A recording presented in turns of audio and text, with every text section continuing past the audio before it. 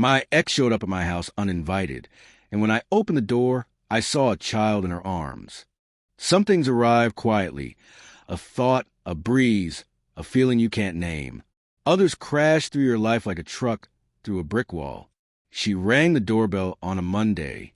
I had just come home from work, still holding a sandwich in one hand and my laptop bag in the other. No warning, no message, nothing. Just the sound of her name floating in from the intercom. It's Anna. At first, I thought I misheard. We hadn't spoken in over a year.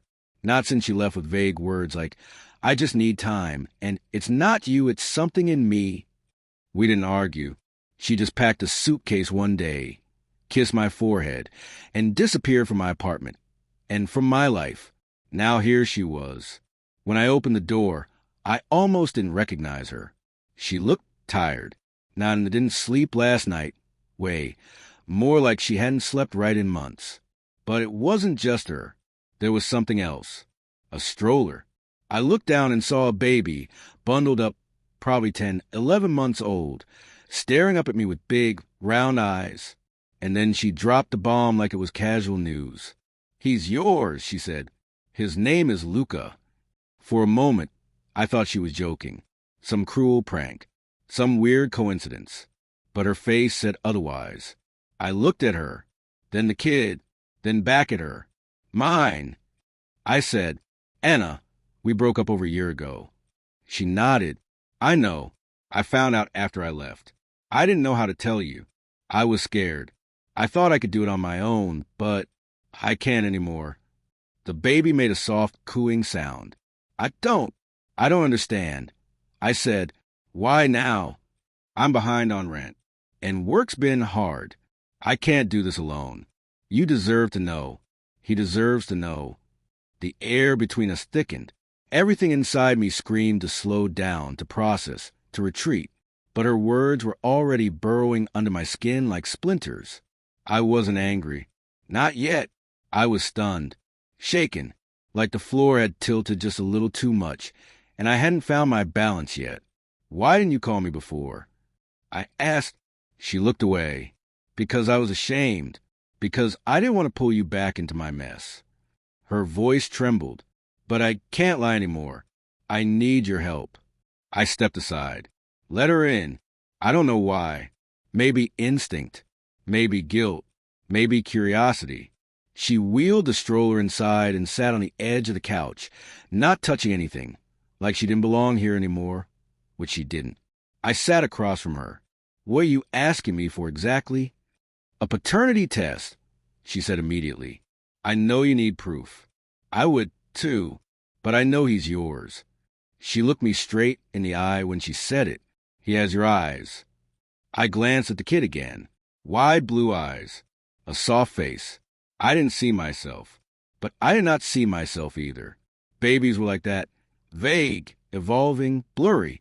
I ran a hand through my hair. "Okay," I said. "We'll get a test. If it's true, then we'll figure things out." A flicker of relief passed over her face. She nodded, almost grateful. "I'll pay for it," she said. "I don't want to fight. I want him to have a father." That word, father, echoed in my head like it didn't belong there, like someone had misused it. After she left, I sat in silence for over an hour. No music, no TV, just me, staring at the coffee table. A father? My life was simple. Work, home, friends' gym, some travel, some reading, some quiet. And now this? I pulled out my phone, Googled the nearest private clinic, booked an appointment. End of the week. No waiting around. Then I opened my gallery and started scrolling through old photos. I hadn't looked at them in months, maybe more. Me and Anna smiling in Venice.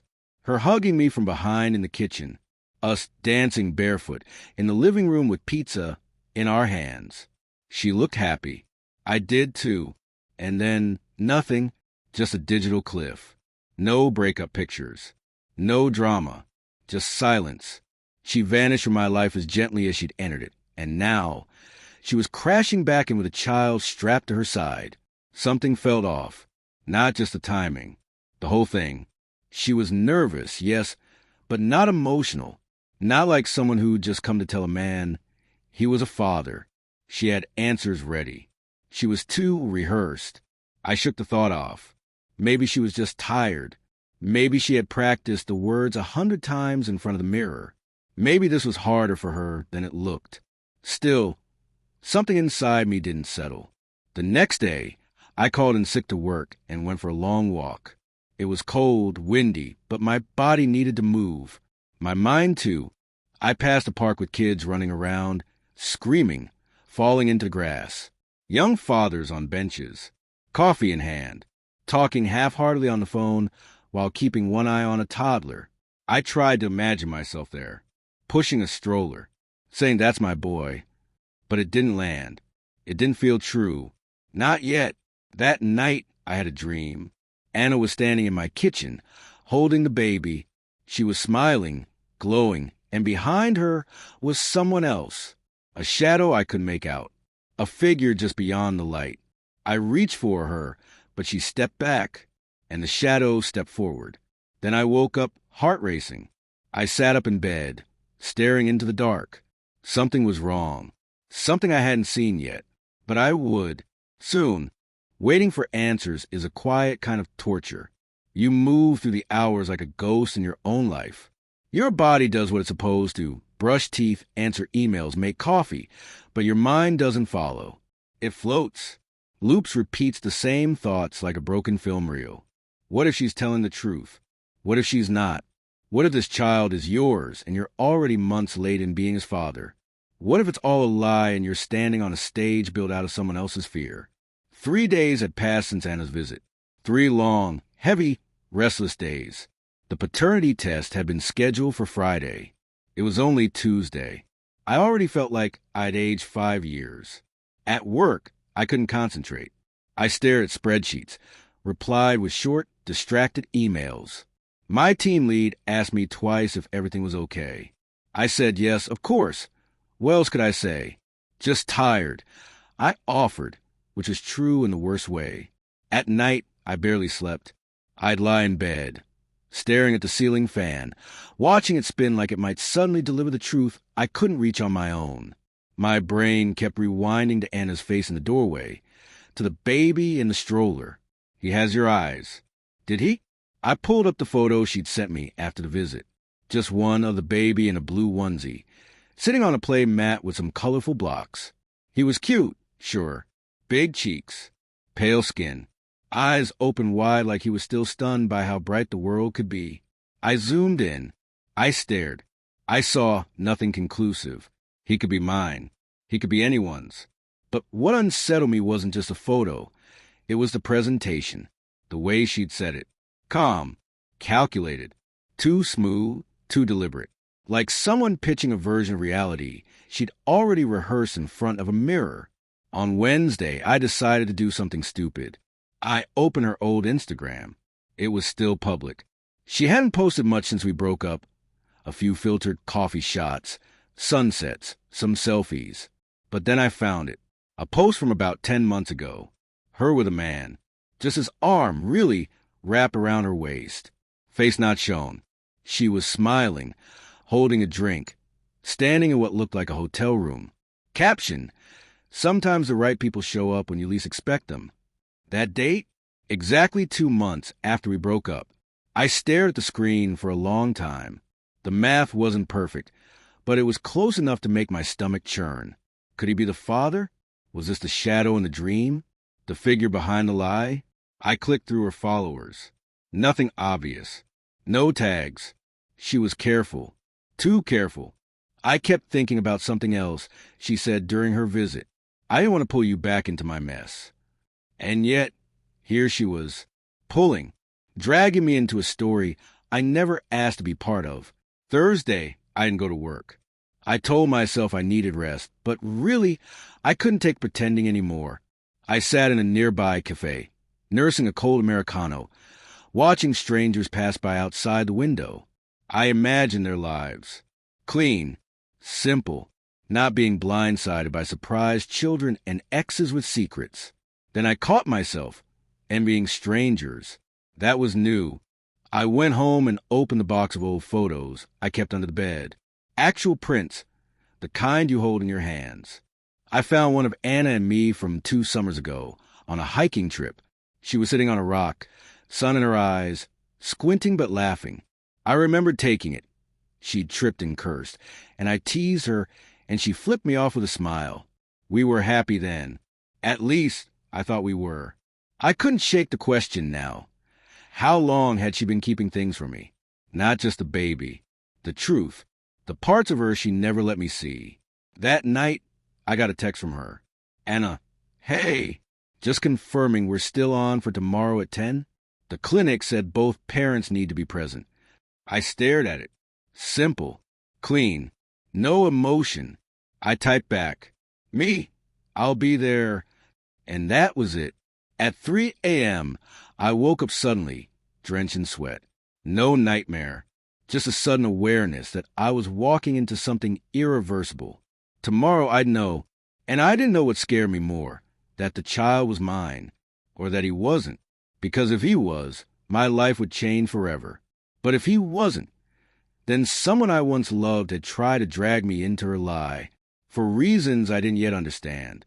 I lay in the dark, eyes open, heart steady but heavy, waiting, listening, bracing for the moment when silence would finally give way to truth. The clinic was cold, not in temperature, in atmosphere. The kind of place where everything is sterile and still, where silence echoes louder than conversation. Receptionists type like machines. Nurses smile with only half their faces. Everyone looks like they're waiting for a verdict. Anna sat across from me in the small, gray waiting room. Her hands were folded in her lap. She wore a loose beige sweater and black leggings, the kind of outfit you put on when you don't want to be seen.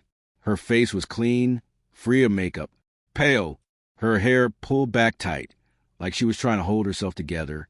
The baby, Luca, was asleep in the stroller beside her, head tilted to the side. One chubby arm flopped over the blanket, peaceful, unaware of the tension swirling just above his dreams. Neither of us spoke. We hadn't since greeting each other in the lobby. I stared at the posters on the wall. One about genetic disorders. One about anonymous sperm donation. One showing a happy father lifting his child into the air, all smiles and sunshine. The irony made my jaw tighten. 10 minutes passed. Then 15. Finally, a nurse stepped into the room, holding a small white envelope. She looked between us. "Mr. Taylor?" she said. I stood. She handed me the envelope without ceremony. "The results are inside. You're free to open them here or take them with you." I nodded. Anna's eyes were glued to me. I sat back down, the envelope in my hand, suddenly much heavier than it should have been. I looked at her. She didn't flinch. "I think we both need to read it," I said. She nodded once. I broke the seal, pulled out the single sheet. I read the top line once, then twice, then a third time, and suddenly the noise of the world rushed back into my ears. The quiet with the vent above, the click of a nurse's shoes in the hallway, the soft exhale from the baby, because there it was, plain, final, undeniable, probability of paternity, 0%. I handed her the paper. She took it with shaking hands. "Read it." Her lips parted slightly. No gasp, no protest, no denial, just silence. When she finally looked up at me, her eyes were full, but not with tears. With fear, maybe shame. I leaned forward, elbows on knees. "You knew," I said. She didn't answer. "You knew he wasn't mine. But you came to my door anyway. You asked me for help. You lied." "No," she whispered. I didn't lie. I thought maybe. I repeated, my voice sharper than I intended. "You thought maybe what? That I wouldn't check? That I'd just believe you and start sending you money? Raising someone else's kid." "I didn't want to be alone," she said, and now her voice cracked. "I thought you'd be better than him." I finished. She froze. That was it. The moment the mask cracked. I sat back slowly, breathing out through my nose. "So he knows." She didn't reply, but she didn't need to. I laughed once, dry, humorless. "This whole thing wasn't about Luca," I said. It was about escaping him, whoever he is. She looked down. Who is he? I asked. Still nothing. I raised my voice just enough to make her blink. Who's the real father, Anna? She pressed her hands together, thumbs rubbing over each other nervously. It doesn't matter. It matters to me. She looked up now, eyes wet, jaw tight. You wouldn't understand. Try me? A pause. Then she said it. It's someone you know. And just like that, my stomach dropped through the floor. What do you mean? I asked slowly. She hesitated. Then, it's someone close to you. The walls of the room shrank inward. I felt my breath catch. My vision blurred at the edges. I wanted to stand. I wanted to scream. I wanted to run outside and throw something against the wall. But I did none of that. I just said, "Who?" But she didn't answer. Not directly. She reached down, adjusted the baby's blanket, and said, barely above a whisper, I was scared. You're stable. You're kind. He wouldn't have helped. He would have disappeared. And that's when it clicked. The shadow in the background. The memory of that Instagram photo with the cropped-out man. The only person I'd seen with her in that time. The only one who had access. Who had motive. I whispered his name. Ethan. She didn't confirm. She didn't have to. The silence was enough. We didn't speak on the way out. She left first. Didn't say goodbye. Just wheeled the stroller down the hall and disappeared into the elevator. I stood in the clinic lobby, holding the paper, watching the doors close behind her. And I thought, this wasn't betrayal. This was surgical. Deliberate. She'd tried to pin me into fatherhood, into guilt, into responsibility for a life I had no part in creating. Because the real father, the one she'd chosen, wasn't going to show up. And she knew I would, because that's who I was. Or who I used to be. I folded the paper, slipped it in my jacket, and stepped out into the cold. The sky was gray. The streets were quiet. And somewhere in the city, my so-called best friend was walking around with a secret he thought would never come to light. But the light was coming, and it had just begun to burn. I didn't go home after the clinic. I couldn't. Every room in my apartment felt like it had Anna's fingerprints on it. The doorway she stood in, the couch where she sat, the air she left behind. And worse, every wall echoed with a name I couldn't get out of my head. Ethan. We had been friends since high school, played on the same football team, drank cheap beer in college, traveled together. He was the best man at my sister's wedding. The kind of friend who knew where I kept my spare key, who helped me move twice, who I'd once trusted with everything, including her. After the breakup, I told him how much it hurt, how lost I was, how I kept waking up and reaching for someone who wasn't there. And he listened. He always listened. Gave advice. Told me to take time, rebuild. Don't go chasing ghosts. Turns out the ghost was in his bed. I called him. He picked up on the second ring. Yo, what's up? His voice was normal, relaxed, like we were about to grab a beer and talk about the game. I wanted to throw my phone across the street. You home? I asked flat. Yeah. Why? I need to talk to you. Everything okay? No. Pause. Then, come by. 15 minutes later, I was outside his apartment. My knuckles hesitated an inch from the door before knocking. He opened it wearing a hoodie and gym shorts, barefoot, holding a protein shake. His smile faltered the moment he saw my face. He stepped aside. I walked in. The place smelled like cinnamon and coffee. Fake comfort. We sat. He offered a drink. I shook my head. He didn't ask why I looked the way I did. He knew. Did she tell you? He asked quietly. So there it was. No denial. No confusion. Just did she tell you? I stared at him for a moment. Yeah, she did.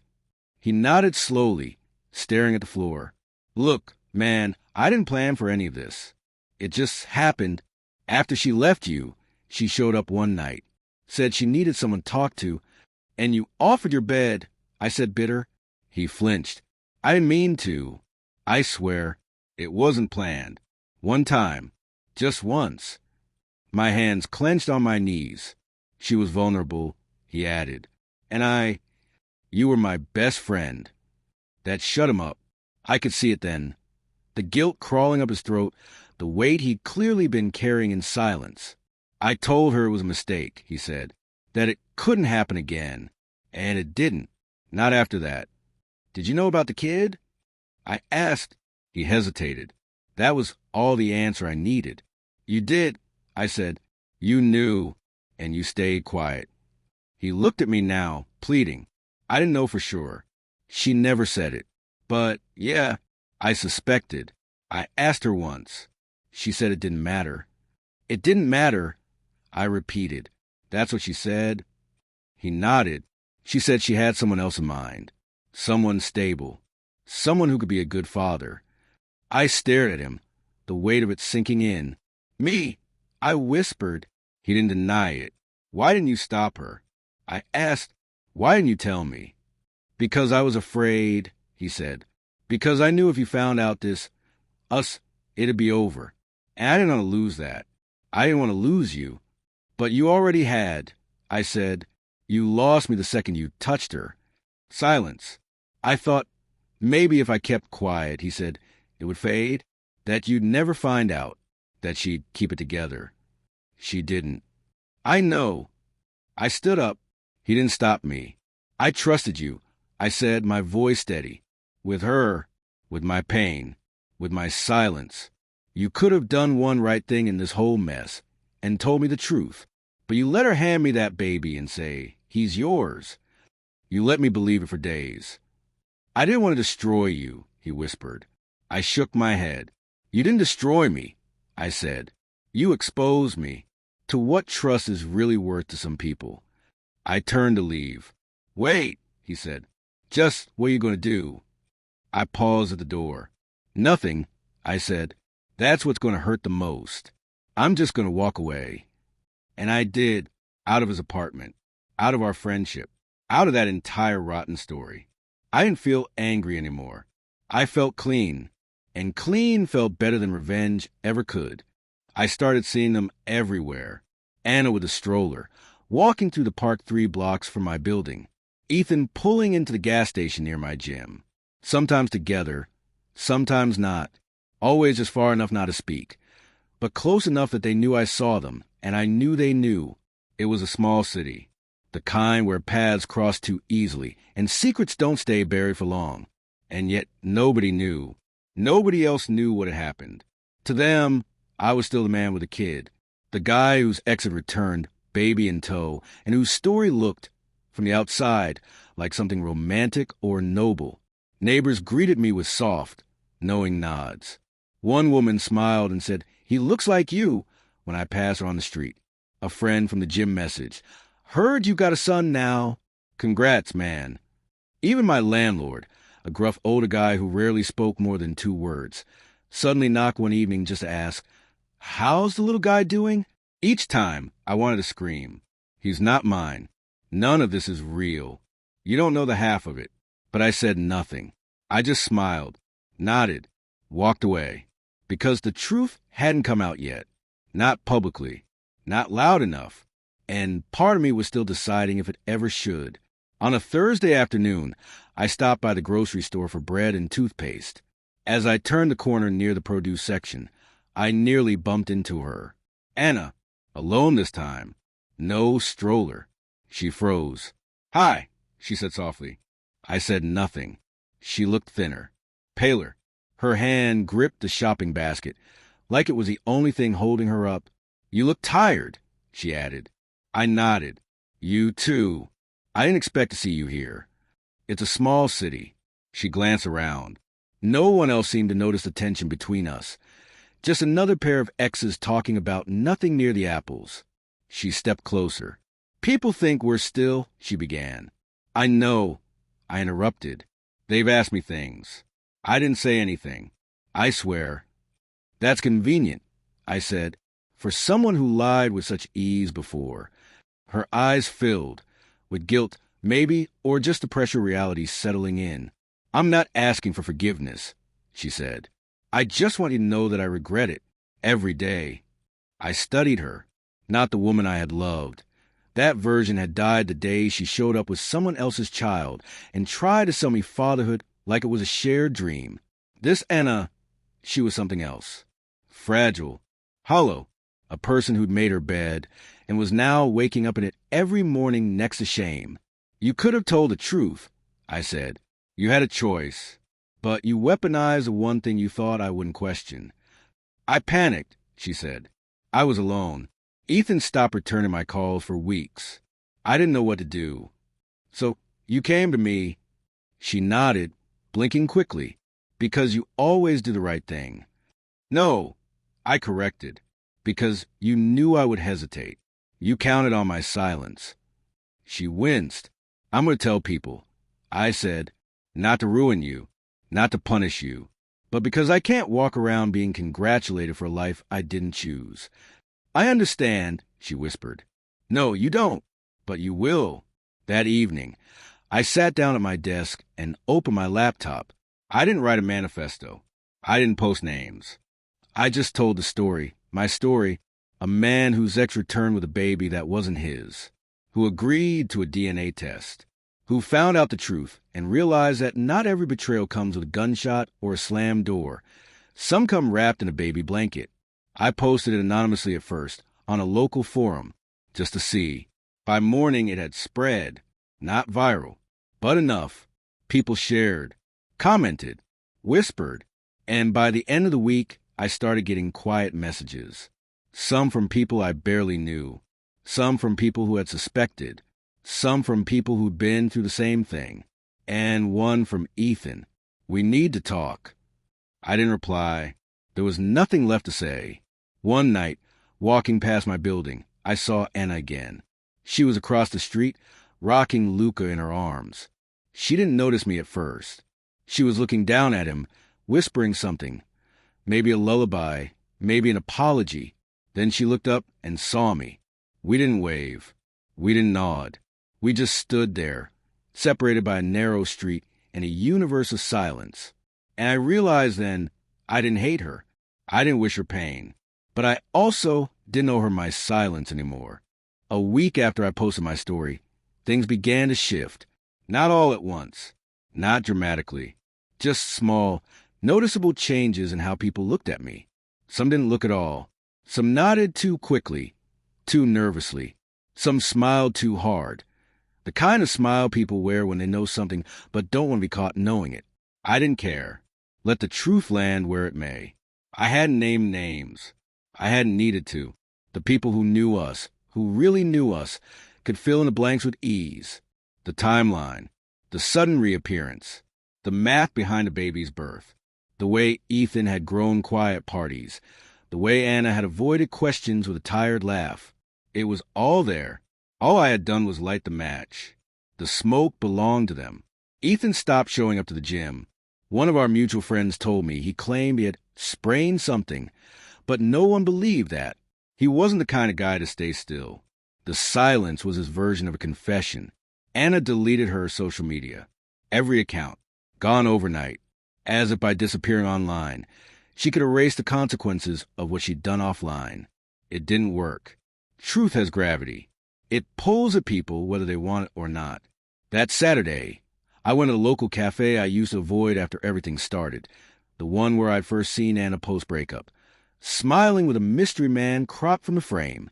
The barista gave me a free coffee, said nothing, just slid the cup across the counter and held eye contact for a second longer than usual. It wasn't sympathy. It was acknowledgement, and that was enough. I spent the rest of the afternoon walking through the park, the same park where I'd seen Anna with the stroller, where people had smiled and said things like, "He looks just like you." Funny how no one said that now. Maybe because they didn't believe it anymore. Or maybe because now they weren't sure who looked like who. And in that quiet, as I sat on the same bench I had once hated passing, I finally felt something different. Not anger, not pride, not even closure, but control. I had taken back my narrative. I had stopped playing the character they had written for me. The loyal ex, the accidental father, the fool. That night I wrote something down. Not for the internet, not for a post. Just for me. You can forgive people without ever speaking to them again. You can heal without letting them back inside. You can walk away without slamming the door and still mean it completely. I folded the paper, put it in my drawer, and went to bed without checking my phone. No notifications. No apologies. No noise. It was a silent evening when the knock came. I finally knew, soft, the silence now was mine, almost polite. I wasn't expecting anyone.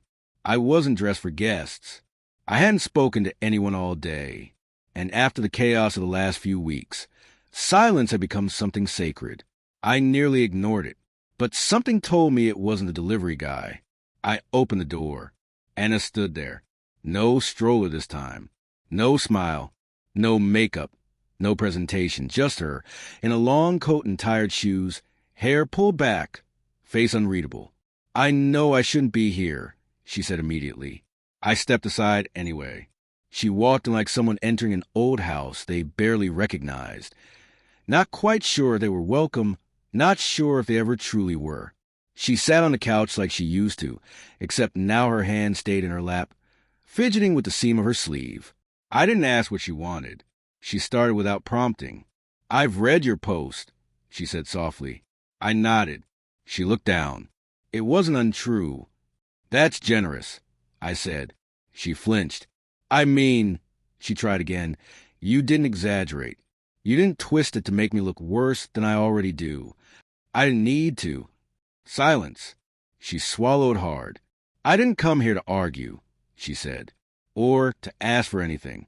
I wanted to say things I couldn't say when this all started." "You had your chance," I said, but softer than I meant to. She nodded. "I know, but I didn't take it, because I was afraid, because I thought if I said it out loud, it would all fall apart. And it did anyway." She took a breath. "I didn't mean to hurt you. You didn't just hurt me, Anna. You involved a child. You created a lie around a life that didn't ask to be born into this." She closed her eyes for a second. "Luca didn't deserve that," she said. "No, he didn't." "Neither did I." She looked at me now, and her voice dropped lower. "When I found out I was pregnant, I panicked. Ethan had already started to disappear. He was flaky even when things were good. And I knew, deep down, that he wouldn't stay, that he'd vanish the moment things got real. So you look for someone who wouldn't," I said. She didn't deny it. "I told myself that maybe you'd be better at it, that maybe we could pretend, and maybe something good would grow out of it. Out of a lie?" She nodded slowly. "It was stupid. It was selfish. I know that now." "You knew it then," I said, "but you did it anyway." Her eyes filled. "I did, because I thought you were strong enough to handle the truth. Later, eventually, when things calmed down, I thought if I could just buy time, I could find the words to explain it all." I sat down across from her. "So explain it." She blinked. "What made you think I would take care of another man's child, his child, after everything?" She exhaled. "Because you were the only man who ever loved me without asking for something in return." I stared at her, stunned by the simplicity and horror of her logic. "I didn't want to lose you," she said. "You already had." "I know." A long silence followed. Finally, I asked what had been bothering me for days. Why didn't Ethan say anything? Why didn't he step up? She shook her head. "Because he's a coward. He's good at hiding behind charm. Good at walking away before things get complicated. So you let me be the shield." "Yes," she said, her voice barely audible. I stood. She looked up, unsure what would come next. But I didn't yell. I didn't break. I just said, "I hope you raise him better than the man you chose to make him with." She blinked, slowly. "He'll never know about Ethan. Not from me." I nodded. "That's your choice. But don't rewrite the story again. Not for him. Not for yourself." She stood too. "I'll leave now," she said. "I won't come back." "Good." She looked like she wanted to say more. Maybe "I'm sorry." Maybe "thank you." Maybe "I loved you once." But none of it would have changed what had already been done. So she walked to the door, opened it, then paused. "Despite everything," she said quietly, You were the only person in all of this who acted with any integrity. I didn't reply, because I wasn't proud of that. I was just tired of being the only one who did. She left, and with her, the last trace of whatever we'd once been. That night, I didn't write. I didn't reflect. I just let the silence fill the room completely. Finally, without ghosts. I thought the next knock would never come. But of course it did. Some endings insist on showing up, even after you've closed every door. It was a Wednesday, late afternoon. I had just come back from work, jacket half off, kettle boiling, shoes still on. The knock was sharp, not hesitant, confident, like the person behind it believed they still had the right. I opened the door. Ethan stood there, same casual hoodie, same athletic frame. But his face, that was new. The smile he always wore like armor was gone. What I saw now was a man who had lost his place in the world and had no idea how to get it back. I figured you'd slam the door, he said. Not worth the energy. Can I come in? I didn't answer. I just stepped aside. He walked in like a stranger, looked around like it wasn't the same apartment he'd helped me move into 3 years ago. And maybe it wasn't. Maybe everything that once lived here was already dead. We sat. He didn't start right away. I didn't help him. Finally, he said, "She came to me after she visited you." I nodded. She told me you know about everything, about the kid, about what she did. You knew before that. He winced. Yeah, he admitted. I did. And you let me believe it, I said. You stood there and watched me carry guilt that never belonged to me. He leaned forward, elbows on knees. I told myself it would pass, he said. That it wasn't my place. That she'd tell you eventually. That if I said anything, it would just make it worse. No, I said, it would have made it true. And you weren't ready for that. He looked away. I didn't come here to defend myself, he said. I didn't want it to end like this. I stared at him. It ended the moment you decided your silence was easier than my pain. He didn't argue. I miss our friendship, he said after a long pause. I nodded. I missed the idea of it too. He looked up. Is there any version of this where we fix it? I let that hang in the air for a while, then shook my head slowly. No, he swallowed. Even if I take responsibility, even if I do the right thing now. You had your moment, I said, and you chose comfort. You chose convenience. You chose her silence over my truth. He sat back, eyes glassy. I don't know how to be okay with what I did. That's the difference between us, I said. You're still trying to be okay. I stopped trying. I just started living with it. He exhaled through his nose. I won't bother you again, he said. I just want to say that I know I ruined something real. You did. He stood. I did too. At the door, he turned. Do you hate me? I looked him in the eye. No, I said. You don't deserve that much space in me anymore. After he left, I didn't feel anything. Not relief. Not sadness. Just stillness. Like dust settling in a room that had finally been aired out. That night, I made dinner for myself for the first time in weeks. Real dinner. Not takeout or frozen leftovers. I chopped garlic, boiled pasta, poured wine, and when I sat down to eat, I didn't scroll my phone. I didn't check my email. I didn't wonder what they were doing or saying or feeling, because none of it mattered anymore. The silence, the simplicity, the complete absence of damage. They echoed. This was mine, not through your skin, and I planned to keep it that way, but in the spaces between thoughts. It had been almost 2 months since the truth came out, since Anna's visit, since Ethan's last words. Time had done what it always does.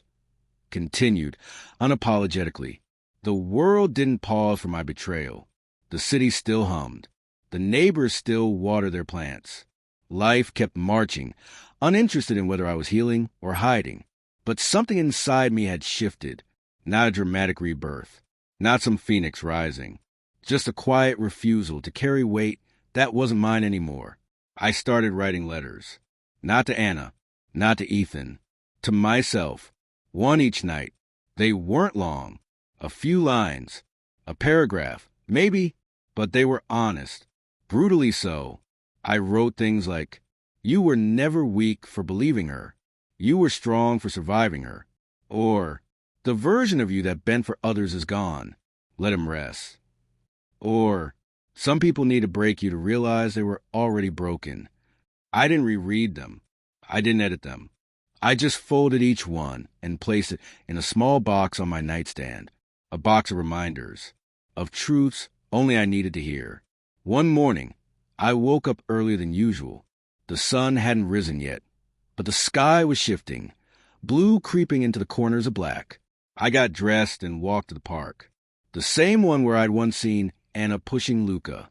This time it was empty, just me, trees, wind, the quiet crackle of leaves underfoot. I sat on the same bench, looked out at the path ahead.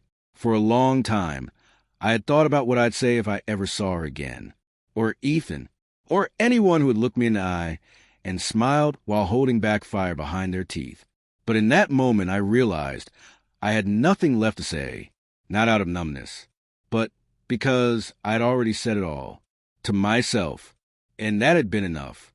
Later that day, I found an old photo album on a shelf I hadn't touched in years. Inside were pictures from college, vacations, birthdays, laughing faces frozen in time. And there they were, me and Ethan, me and Anna, smiling like we had conquered something, like life was already figured out. I almost closed it, but I didn't. Instead, I flipped to the back and added a new photo, one I'd taken recently on a solo hike. Just me, wind in my hair, staring out over the edge of a cliff. Not dramatic, just free, and I wrote something beneath it in pen. You made it through. That night, I opened the box of letters. I didn't read them. I just ran my fingers over the envelopes, feeling the texture of my own honesty. Then I sealed the box and placed it high on a shelf. Not to forget, but to remember that I no longer needed to read them to believe them. Moving day came quietly. There was no ceremony, no dramatic goodbye. Just a cardboard box sealed with tape and a single backpack slung over my shoulder. I'd found a new place across the city, nothing fancy, but bright, with tall windows and quiet neighbors. No ghosts in the walls. No memories stuck to the door frames. Just space. Clean, untouched space. It wasn't an escape. It was a reset. I didn't leave because I was running from them, from Anna, from Ethan, from what happened. I left because I had outgrown the place where that version of me had lived. The one who said yes too easily. The one who mistook loyalty for silence. I was done living in someone else's damage. Before locking the door one last time, I stood in the center of the apartment and let myself feel it, all of it. The mornings I'd spent pacing with doubt in my chest. The nights I couldn't sleep, replaying her words. The sound of my own heartbeat the night I read the test result. The stillness after Ethan walked out. And then I breathed in and out and let it go. That evening, in my new apartment, I unpacked slowly. Every item that came with me had earned its place. Nothing made it into this space by accident. No shirts she'd left in the closet. No mugs he once drank from. No photos that lied by omission. Only what I chose to bring forward. And that, I realized, was what healing really meant. Selective survival. Not erasing. Not pretending. But deciding what comes with you and what stays buried where it belongs. A few days later, I received a letter, handwritten, no return address. But the handwriting, I recognized it immediately. It was from Anna. I stared at the envelope for a while, then opened it. I hope this is the last time you hear from me. I just wanted you to know that Luca is healthy, growing, laughing. I'm doing my best, not because I want forgiveness, but because he deserves better than the version of me that lied to you. I'm sorry. I truly am. I don't expect you to believe that. I just want to give you something I never did before, a goodbye. There was no signature, just white space. I folded the letter and placed it in the back of a drawer, not to reread, just to know it existed. Weeks passed, then months, and somewhere in the space between what was and what would be, I stopped checking over my shoulder. No more posts, no more questions, just quiet, and I found comfort in it. I still saw kids in the park. I still saw fathers tie shoelaces, wipe tears, push swings, and I no longer wondered what if, because I knew the answer now. It was never meant to be mine. Not the child, not the lie, not the burden. One morning, I stood in front of my mirror and looked at myself. Really looked. Not through the lens of what I had survived, but through what I had become. Clear-eyed, steady, unapologetic. And for the first time since that knock on my door months ago, I said something out loud. 2 words. Not for anyone else. Just for me. I'm free.